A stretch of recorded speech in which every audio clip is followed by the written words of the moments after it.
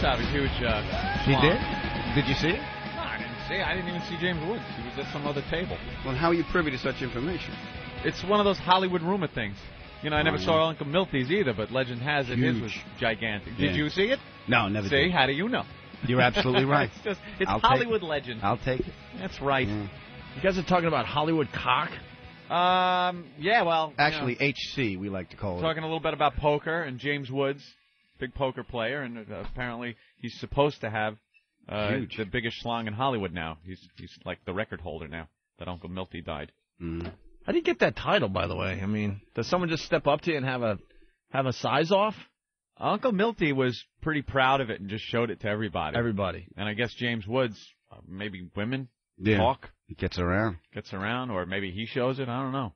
It's not as I think legendary. James Woods started the rumor. Maybe. See? Did you hear about my cock? Yeah, but they're huge. But their egos are so big in Hollywood. You would think someone would go, "Hey, he thinks his is big. Let's see it. We're going to have a size off the next premiere." Mm-hmm. So I'm sure on a set you get bored. It does come up. Yeah, true. So right now, officially, James Woods has the biggest one in Hollywood? In Hollywood. As far as we know. That's what's going on over there. All right.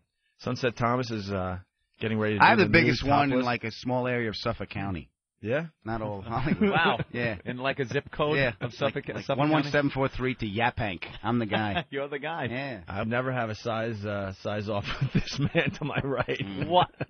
You know, let me tell you something. That whole thing. I know that sounds really, really bad and gay, but that whole thing that happened up in Boston was a perfect storm of circumstances to make my schlong appear a lot bigger, and I'm very happy with that. But backlighting, we were doing a gig up in Boston. We used to do these bar gigs where me and Marty would appear, at Red Square, these bars, and it was give a mall. out things. I gotta jump in real fast. It was a mall of bars. Okay. So there was the sports bar, there was the country bar, there was the dance club, the rock club. That's where we were, appearing. The rock club. And then they had two strip clubs. They had the strip clubs for white girls and the strip club for black girls. Yeah. Okay. All in one complex. Male dancers and then so we were doing the rock club appearance, and we do our thing. We leave.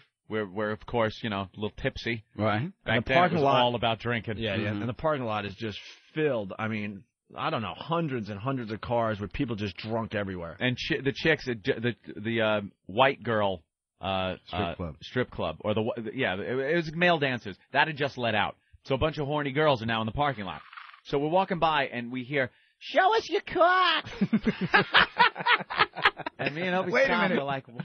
With a U? C-A-U? Yeah, pretty much. It was the horrendous Massachusetts accent. We thought, it was like one of the worst parts of Massachusetts accent. And these girls would rent these girls would rent RVs and stuff because it was the bachelorette parties. Right. Yeah. So and now they're that was the limo. Yeah, and now RV. I'm not even kidding. And then they're just hanging out in the parking lot because they're all wasted. They're just waiting to sober up enough to drive home to wherever they were from. So we hear, "Show us your cock." And me and Opie are like, "Show us your car? What? Why does she want to see our car?" So it's like, "Show us your cock." We're like, "Oh, show us your cock." So, me and Opie stop. We look around and think, what can we get out of this? Maybe we'll see something, Maybe she's got to show something. She was a pig, but her friends were. There was a couple that were all right. Passable. Yeah. So like maybe actually we they were get all some messes. action. They really were all messes. Yeah. They were. But one was just a severe slob. Well, she was the bride to be. Yeah. She was the one driving the RV. Yeah. She was the Large Marge. The biggest mess was the one that was getting married. Yep. So all of a sudden, I'm in front of the RV with Anthony, and I hear Anthony go, "What the hell?" I go, "Why not?" I go, "But I got to see something too." Okay. I'm just gonna show. There's no touching or anything. It's just I'll show you, you show me. Right. Something that happens in the shed when you're in kindergarten with a young girl around the corner. Happened with me. There you go. You're just show and tell. Good, clean fun. Good, clean fun. So we go around the side of this RV thing, and there's about 3-4 girls back there. I don't know. They all kind of crowd around you. They crowd around, yeah. You went to the back. I'm hanging out in the front of the RV there. Uh-huh. And the girls follow Anthony to the back, and obviously he unzips. And I swear to you, Adam, all I hear from the front of the RV is, "Wow!" Wait a minute. From that side, did you see like white light come up over the RV?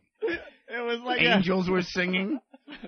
That's all I heard. Wow! It was like when John Travolta opened the briefcase in Pulp Fiction. Yeah. It was a little crowd of girls gathered around, and they were like, whoa. See, now I'm curious. How did you make a presentation like a magician, like ta-da? I'll tell you something. I've never heard this part of the story. It was the fact that it was kind of exciting. Mm-hmm. I had a few in me. Right. I was looking at the other girls who I was going to see naked. Right. And I kind of got a little worked up. Sure, okay, not good. to the point You're filling up slightly. Not to the point where it looks like you're getting worked up. Right. It's that perfect moment where it looks flaccid, but you got something going on, and it really makes it look impressive. There's like a slight arch, like you're just getting up out of bed. With Before it starts like the back pointing. of a dolphin without the fin. Right. Before it starts pointing. Exactly. The back of the dolphin without the fin. Yeah. It's got that nice arch. Sure. That's a good visual. Great visual. And that's what it looked like. So I think I unbuttoned, pulled the zipper down, and then grabbed with my thumbs the underwear and the rest of the pants and kind of pulled down like that. So you also had like a little perch. Yes. Underneath the balls. Yes, there you go. Look at you. There you go. Look at the you. Perch. You had a perch. I had a perch. So, and showed them, and they were very impressed with the presentation, Sure. the whole thing, and they let out a wow. They were very impressed. This is where it gets scary for me. So they had the attention span of gnats. So I go into an immediate panic. Okay. Because Which now doesn't bode well for the presentation. No, you can't. Panic doesn't. No, don't panic. I go into panic mode because now I know they're coming to see what I got. Right. Because now they're done with him. Right. They saw, wow, and now they're all heading toward me.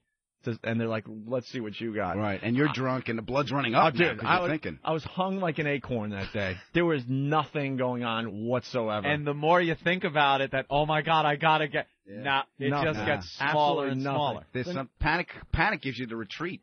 Right. Retreat. Right. And so now they're just trashing me because I'm not getting, naked for them. Oh, so you didn't even. Oh, my God. No way. No, all right, you know what? Let's rather take that hit. Honestly, if I was by myself, maybe. And what happens. But knowing that he got the wow and we worked together, right? He would never let me.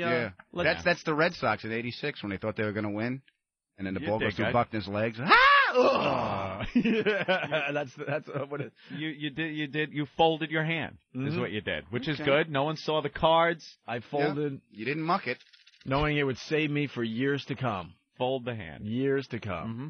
So. Yeah, but you know what? You're just not accepting visitors that day. Yeah, right. That day. That's all. And then the bride, I don't know. Oh, there was one girl in the van that like took her shirt off and like pulled her pants down or something, and she wasn't bad. But the bride then goes, "I'll show you," and now I don't even want to see. No. Right. But I can't. I don't know. I could have, I guess, but back then I don't know. You want to be polite. Yeah, I wanted to be polite. Now you're a prick. I was like, okay, yeah, I'd have been like, don't bother. I'm going. I'm late. And she pulls her shirt up, and this bunt just comes spilling out like the Kittner boy. And just drops. Yeah. The drops down, thud. And then she pulled her pants down to show snatch, and you couldn't even see it because, first of all, her hair was spread from thigh to thigh. You couldn't even tell where it started. From corner to corner. Corner to corner. And the bunt was hanging over the top of it. It was such a mess. I think it was better that it was such a mess because it was really something to look at. Looked like a bird's nest in a gutter. Yeah, it's just an awful, like, hairy, bunty mess. Yeah. Yeah. And then I was like, all right, thank you. Leave. Oh, yeah. Yeah. I'm getting married. Yeah, I'm getting good. Congratulations. You signed my gut. No, they had no clue who we were. Oh, no? It was pretty early in our tenure over there. Okay. At AAF. They just want to see, Yeah, so it's just random. Junk. Yeah, it was a random thing. We, show us your cock. Oh, I thought it was. Oh, Renee. No. They actually hit pretty lucky with the throwing out the show us your cock out of nowhere. Sure. A parking lot full of chicks. Show us your cock. What are the odds that, it's going to be a couple of idiots that are willing, All right.